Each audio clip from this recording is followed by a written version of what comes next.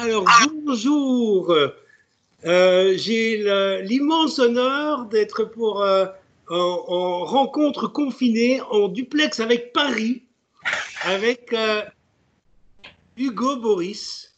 Bonjour Hugo. Bonjour Didier, Comment comment vas-tu? ça va? On Quelle va heure se est-il à tutoyer parce Bruxelles? qu'en fait, on se connaît. Je dis aux clients de la licorne et à tous les gens qui vont, aux milliers de personnes qui vont nous regarder sur YouTube, qu'on se connaît depuis longtemps. Et, euh, donc, ça me faisait très, très plaisir. Au départ, on devait avoir une rencontre littéraire qui était programmée pour demain soir avec Nathalie Skoronek.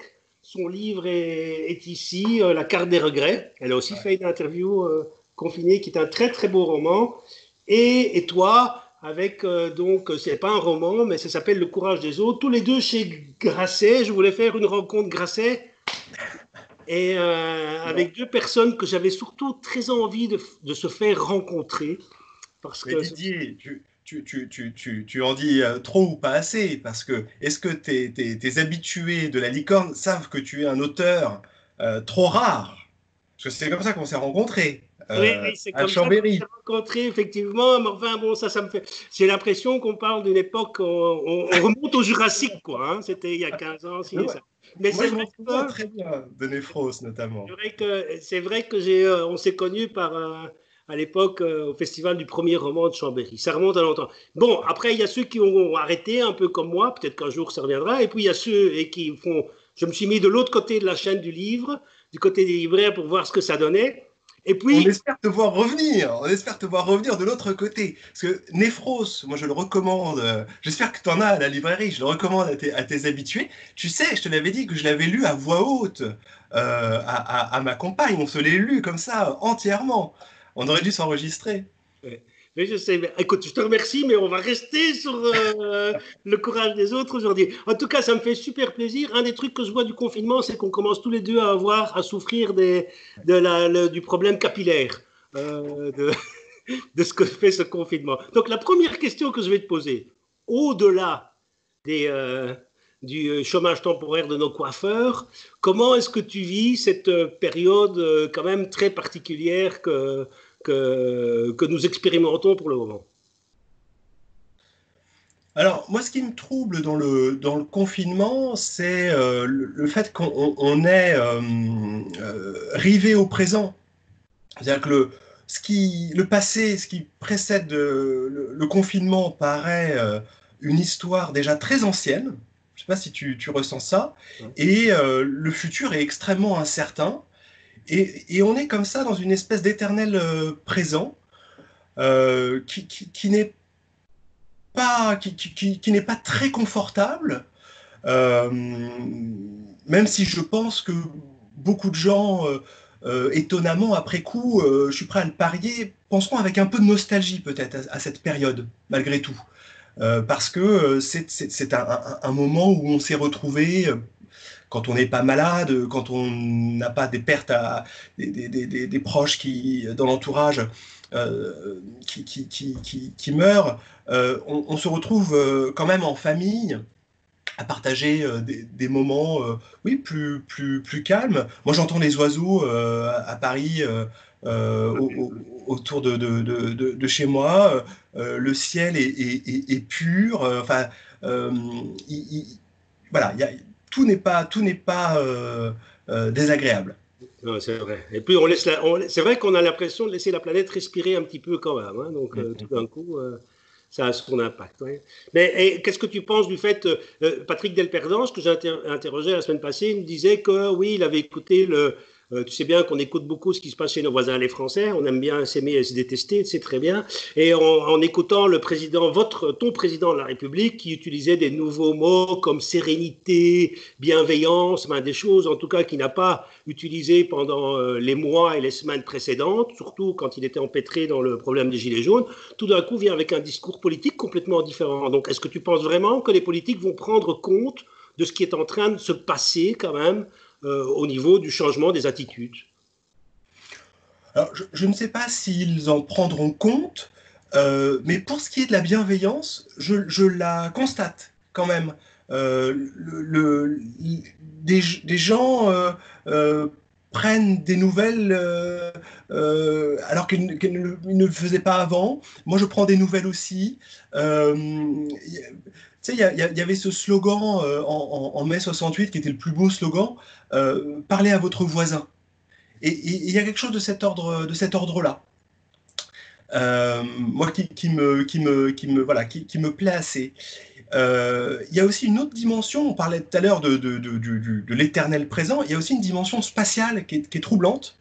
On parle de distanciation sociale. Je ne sais pas si tu connais ce livre, je l'ai apporté.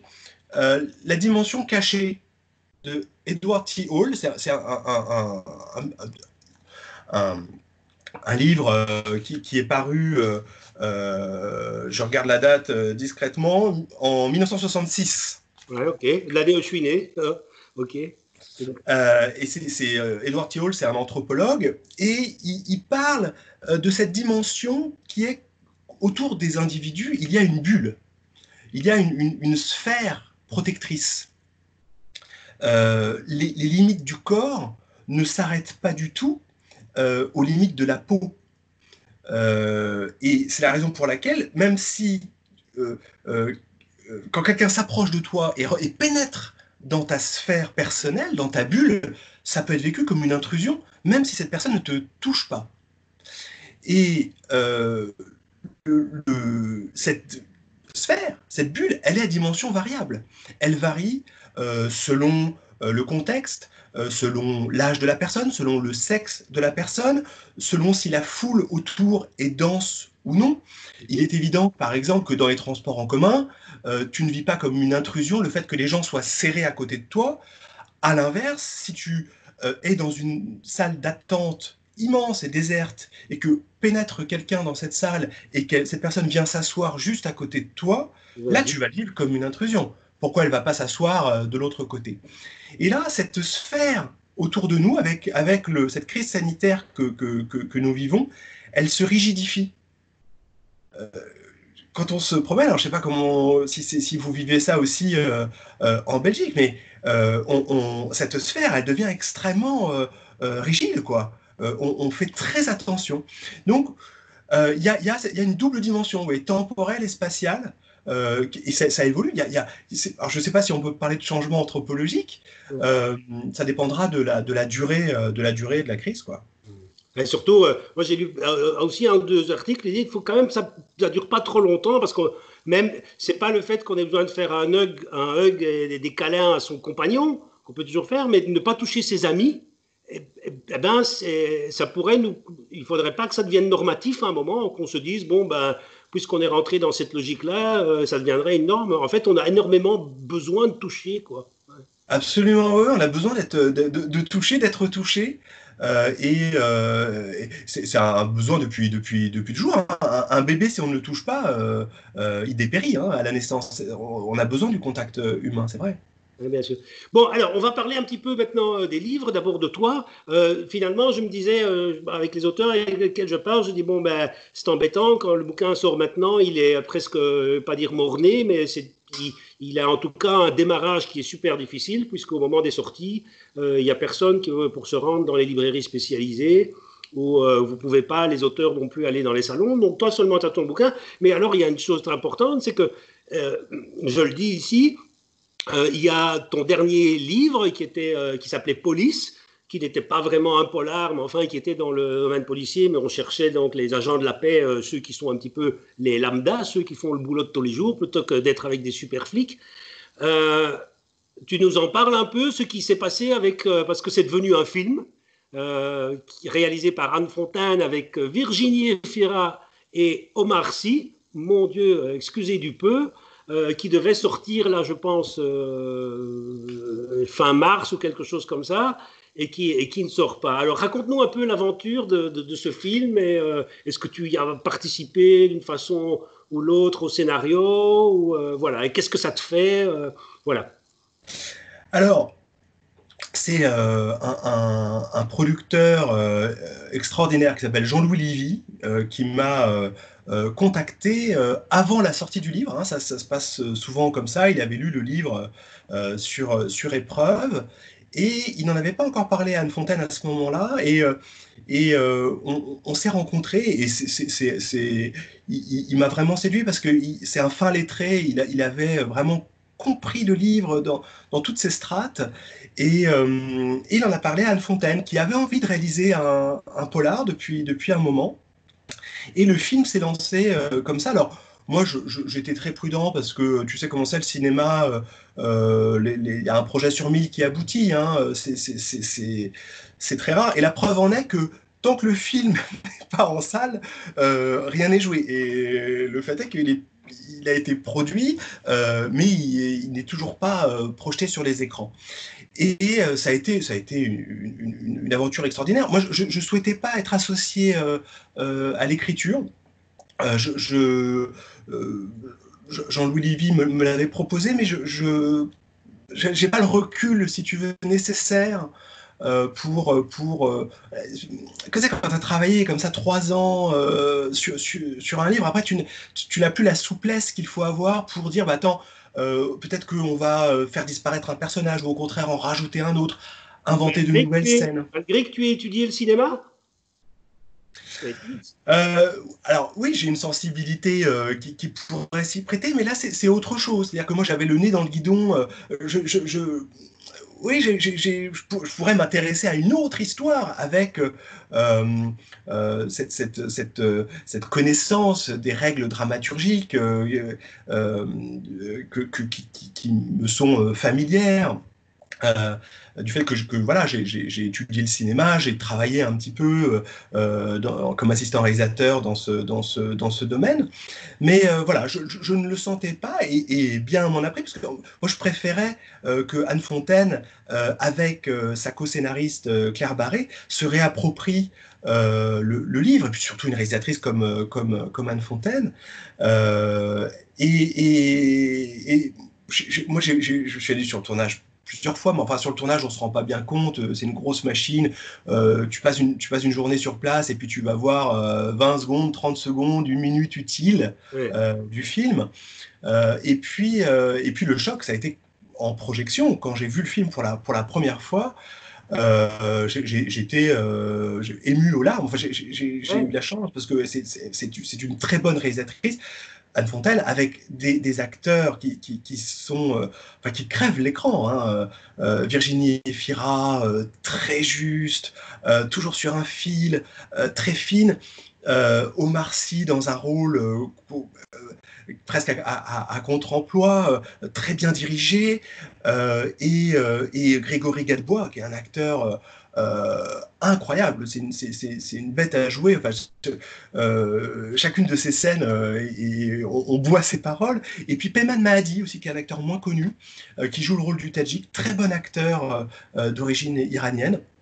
J'avais pendant la projection, j'avais envie de connaître la suite, tu vois. Donc Donc, c'était au-delà de tes espérances, presque, oui. oui, oui, oui. Moi, j'étais vraiment, je suis très content du film et avec, enfin c'est, moi, tu vois, je les ai laissés, genre, laissé une paix royale, et à l'arrivée, Anne Fontaine dit elle-même que c'est l'adaptation la plus fidèle qui lui était donnée de réaliser, même si elle fait des choix très différents des miens. Par exemple, ça ne se termine pas de la même façon. Enfin, voilà. Mais moi, ça me va. Si tu veux, tu crées des personnages, tu essaies de leur insuffler de la vie, et puis bah, d'un seul coup, ils sont incarnés au sens propre, et ils deviennent tellement vivants qu'ils en viennent à prendre des décisions que tu n'avais pas prises pour eux toi-même. Donc oui, c'était un bonheur, ouais, de les voir comme ça évoluer. J'aimerais donc que les gens voient le film, quoi. Alors, c'est reculer pour mieux sauter. Le film va sortir à l'automne, j'espère. D'accord. Ah ben, écoute, génial. Oui, oui, oui, c'est vrai que je me dis aussi, c'est un film il a trop d'envergure, il y a deux stars à l'écran, donc ils vont faire. Je me dis que le producteur va faire en sorte que quand même il ait un bon moment de sortie en salle et qu'il puisse être visible, quoi, c'est sûr. Bon, en tout cas, ton nouveau livre, on va parler maintenant du nouveau, parce que le temps avance. Le courage des autres, celui-là, il va sûrement pas être adapté au cinéma avec Ah, pas sûr, pas sûr. ce sera sur Arte à 23h45. Alors, ouais, ouais, tant mieux, tant mieux. On ne sait jamais si on en fait un grand docu. Écoute, comment je vais démarrer là-dessus sur le livre Le courage des autres? Il n'y a pas écrit roman, c'est pas un roman, c'est pas un essai, c'est encore une fois un nouvel ovni d'Hugo Boris parce que tu nous as quand même habitués au niveau du roman et des nouvelles tu t'attaques un peu tu es très caméléon, c'est-à-dire que tu aimes bien aller dans toutes les... Tu as commencé avec Le baiser dans la nuque, qui était un roman d'une énorme délicatesse. Puis il y a eu un thriller qui était La délégation norvégienne, où tu as demandé au lecteur de devenir lui-même un meurtrier. C'était vraiment très particulier. Puis tu nous as envoyé dans l'espace en Russie, avec le roman dont j'ai oublié le titre. Je n'ai pas dansé depuis longtemps. Ah, voilà. Puis il y a eu Les Trois Grands Fauves que tu avais, qui était aussi formidable. Donc, puis Police, où tu pars. Donc, tu vas toujours sur des mondes différents.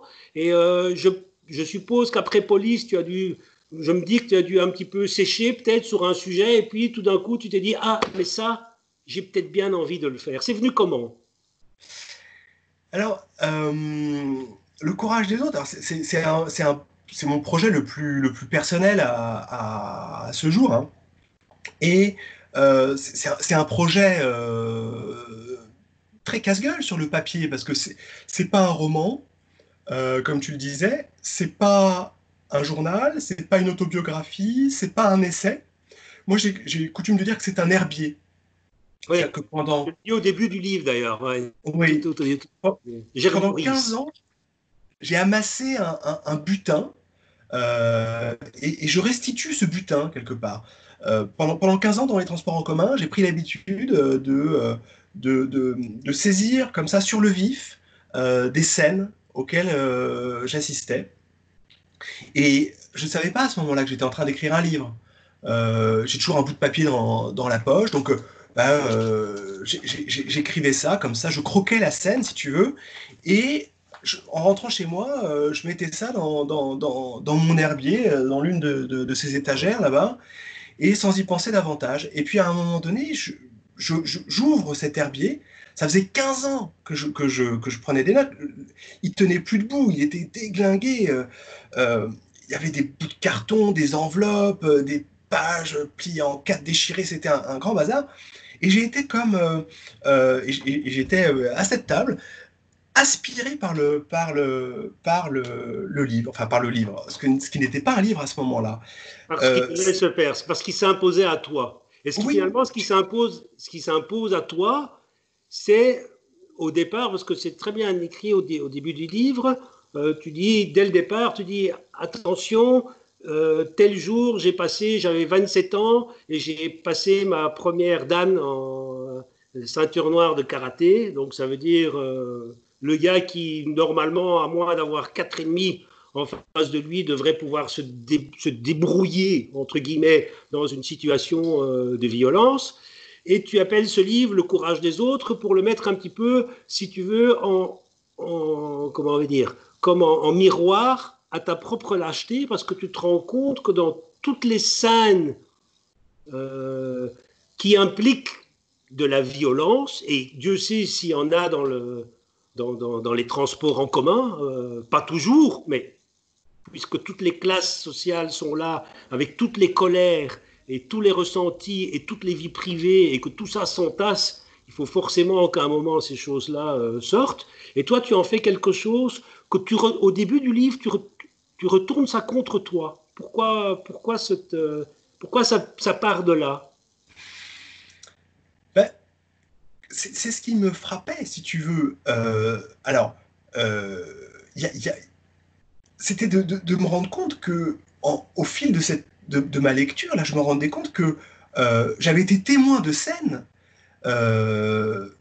mais un témoin passif, et que je n'osais pas, dans la plupart des cas, prendre la parole, euh, euh, dire qu'une situation me déplaisait, voire m'interposer physiquement. Alors qu'à l'inverse, je voyais dans cette moisson de feuilles des hommes et des femmes relever la tête et oser aller au contact. Et moi, je tombe à genoux devant les personnes qui osent le faire. Et on voit bien que ça n'a rien à voir avec le sexe, la corpulence, ou même le fait de pratiquer un sport de combat. Et voilà, c'est ce qui m'a fait un peu... c'était douloureux, le portrait que ça me renvoyait de moi-même. C'était le portrait, comme tu dis, d'un lâche, c'est-à-dire quelqu'un qui n'ose pas. Et donc, j'ai décidé de rendre hommage à toutes celles et ceux qui, au contraire, osaient s'interposer, prendre leur responsabilité, comme on dit. Et donc, c'est le point de départ d'une réflexion sur le courage. Alors, et ce qui est très intéressant, je trouve, dans le bouquin, c'est que, pour expliquer un petit peu au lecteur, on va se retrouver face à des situations qu'on a souvent vécues, c'est-à-dire le début d'une bagarre, quelqu'un qui fume sa clope dans le métro, quelqu'un qui est, par exemple, le clochard qui est au-delà de ce qui est acceptable ou pas, des gens qui insultent les autres dans le métro, des gens qui en viennent aux mains, des racistes ou des homophobes, enfin toutes ces choses-là, ou parfois des situations de vol ou de violence par rapport aux jeunes. Donc c'est des choses que, quand on prend le métro, ben, je pense que beaucoup de gens sont amenés à un moment ou l'autre à dire ça, et tu mets ça en perspective, en fait. Hugo arrive je ne sais pas moi, à mettre tout ça, c'est pas le mot intellectualiser, certainement pas, mais en tout cas à réfléchir sur ce qui arrive dans ces moments-là. Et, il y a aussi des moments de tendresse, parce que il y a des moments d'humour, il y a des moments amoureux, parce que c'est vrai que c'est un creuset, le métro, tu le disais, tout le monde se croise. C'est ça qui est incroyable. Moi, j'ai pas fait mon service militaire. On disait qu'avant, c'était pendant le service militaire que le fils du patron et le fils de l'ouvrier passaient du temps ensemble, que c'était l'occasion d'un brassage géographique, social. Et ça n'existe plus, sauf dans les transports en commun. Dans les transports en commun, tout le monde se retrouve. Hein. On a les jeunes, les vieux, les riches, les pauvres, les Français, les étrangers, les salauds, les gens bien, et tout le monde est là. Et donc, c'est un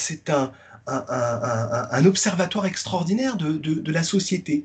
Et c'est quand même, enfin, je crois que c'est un livre optimiste, parce que dans cette société, là, dans ces mouvements pendulaires, là, quotidiens, il se trouve toujours quelqu'un pour la relever tout entière, cette société. Je trouve que enfin moi ça me fait du bien de savoir que il y a des gens bien, ils sont peu nombreux. Et que tout le monde ne fonctionne pas comme si on était dans un troupeau. Parce qu'il y a quand même des réflexions qui font sur les dominants et les dominés, et sur les faibles. Il y a des très belles réflexions, je trouve. À un moment, il y a tout un passage sur les faibles qui se couchent de façon, même dans le règne animal, parfois le troupeau va sacrifier de façon absolument naturelle, pas la brebis égarée, mais en fait la brebis qui est la plus faible. Et que donc beaucoup de gens sont finalement victimes de comportements qui sont inscrits en nous, dans notre ADN depuis des siècles, quoi. Et donc ça, c'est très beau aussi de voir qu'il faut qu'il y ait des gens qui arrivent à aller à l'encontre de leur nature, quoi. Ouais. C'est exactement ça. Finalement, ce qui est normal, c'est de ne pas intervenir. Christophe Jacquemart, que je cite, qui est un chercheur en neurobiologie, qui parle de ça à un moment donné. Il dit c'est un réflexe archaïque. C'est-à-dire que face à un prédateur plus lourd et plus rapide, le réflexe de survie, c'est l'immobilité. Et ce qui est plutôt commun, c'est de ne pas intervenir. Il y a ce qu'on appelle l'effet du témoin, qui est un effet qui a été documenté, qui est connu. Quand le comportement d'aide est inhibé par la présence d'autres personnes. C'est ça l'effet du témoin. C'est-à-dire que, paradoxalement, on a moins de chances d'être secouru s'il y a un grand nombre de témoins. c'est absolument dingue. Mais ça a été, alors il y a eu un crime célèbre dont tu as peut-être entendu parler, qui est le crime de Kitty Genovese en 1964 dans le Queen à New York. C'est une femme qui rentre chez elle et qui est violée et assassinée au pied de chez elle devant, paraît-il, 38 témoins. Et aucun n'a donné l'alerte et n'est intervenu ni n'a prévenu la police. Alors, je crois que c'est le New York Times qui avait titré 38 témoins ensuite. Aujourd'hui, on pense que c'est plutôt une demi-douzaine, donc on est vraiment... d'accord.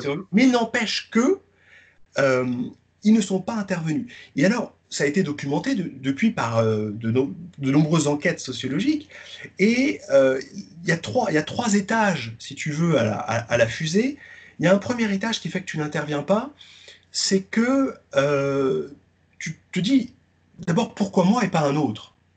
Il y a du monde autour, pourquoi moi j'interviendrais? Ouais. Et pourquoi moi je prendrais le risque? Pourquoi je me mettrais en danger? Il y a un deuxième étage qui est la peur de mal faire et d'être jugé par les autres, de ne pas avoir la réaction qui est appropriée.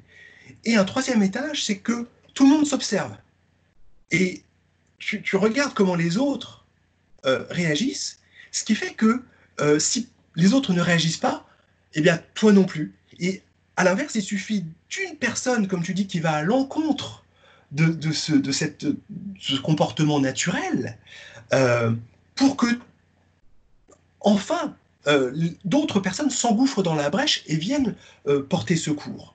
D'ailleurs, il y a un passage, un moment, il y a un passage aussi qui était une vieille citation, je pense, où tu dis quand ils sont d'abord allés chercher les communistes, je n'ai rien dit, puis quand ils sont allés chercher les homos, je n'ai rien dit, et puis quand ils sont allés chercher, puisque j'étais pas communiste, j'étais pas homo, etc. Et puis à la fin, quand ils sont venus me chercher moi, il n'y avait plus personne. Oui, c'est une scène. Alors là, pour le coup, c'est presque une scène de film que j'ai vécue. Je crois que c'était à Champs-Élysées-Clémenceau. Je suis dans le métro et là, il y a un type très agressif, probablement il avait bu et il commence à insulter la rame, il est raciste, ouais, arabe, pédé, et puis il en veut vraiment aux homosexuels parce qu'il commence à se déboutonner, il s'apprête à montrer son sexe à un petit vieux qui est assis sur le strapontin. Et là, une femme âgée intervient et elle s'adresse à l'agresseur et dit mais vous n'avez pas honte? Et elle le vous voit. Et le simple fait que cette femme ose s'interposer fait que les autres personnes qui étaient présentes se sont engouffrées dans la brèche aussi et ont dit mais sortez en maintenant le vouvoiement qu'elle avait initié. Et lui ne lâche pas prise et il est très remonté et il interpelle quelqu'un qui est un peu plus loin en disant ouais, moi je suis un mec de la rue, viens, descends et tout. Et là, un peu plus loin, dans un carré, se lève un homme, pas très grand, et qui interpelle l'agresseur à travers le wagon et qui lui dit « Je suis homosexuel. Qu'est-ce que vous avez contre les homosexuels ?» Là, il y a une seconde d'effarement devant son... une espèce d'une seconde comme ça de silence qui flotte dans la rame devant sa bravoure. Et quelques mètres plus loin, dans un autre carré, un autre homme se lève et publie son homosexualité à son tour et dit « Moi aussi, je suis homosexuel. » Et un autre un peu plus loin « Moi aussi, je suis homosexuel. » C'était d'une beauté sans nom. Mais il y a plein de choses aussi. Il y a un passage, par exemple, avec une ancienne, à un moment, le métro est bondé et il y a une ancienne rescapée des camps. Il y a des très beaux passages aussi où tu dis que tu redeviens invincible quand tu penses à toi, gamin, soit avec ton père, soit avec ta maman. Où tu vas t'adresser à d'autres gens, et puis quand tu te retrouves avec ton fils après, là, parce que là, tout d'un coup, avec ton fils, tu sais très bien que c'est pas que tu serais prêt à tuer, oui, sans doute tu serais prêt à tuer pour le défendre, donc avec ton fils, tu redeviens invincible, en tout cas beaucoup plus invincible quand tu es seul. Donc c'est plein de réflexions comme ça qui sont très belles, donc voilà. parce que le temps avance quand même, on va devoir tout doucement clôturer. C'est Le courage des autres, qui n'est pas, vous allez voir, il ne faut pas croire que le courage des autres égale la lâcheté d'Hugo Boris.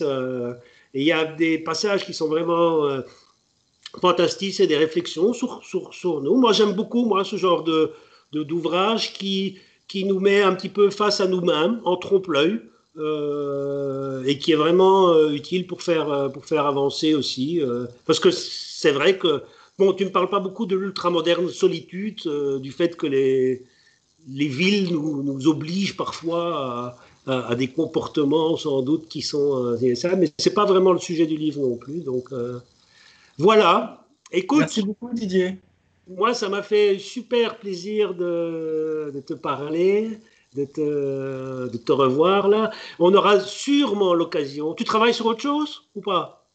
Oui, je travaille sur autre chose, mais voilà, c'est des processus longs. Ouais, bah, j'espère que je pourrai revenir chevaucher la licorne. Ah ouais, bah, écoute, ce sera avec grand plaisir. Écoute, bon confinement à Paris. Merci à Je ne pense toi. pas qu'on va pouvoir traverser les frontières si facilement dans les mois qui viennent, mais on va se donner rendez-vous peut-être en 2021.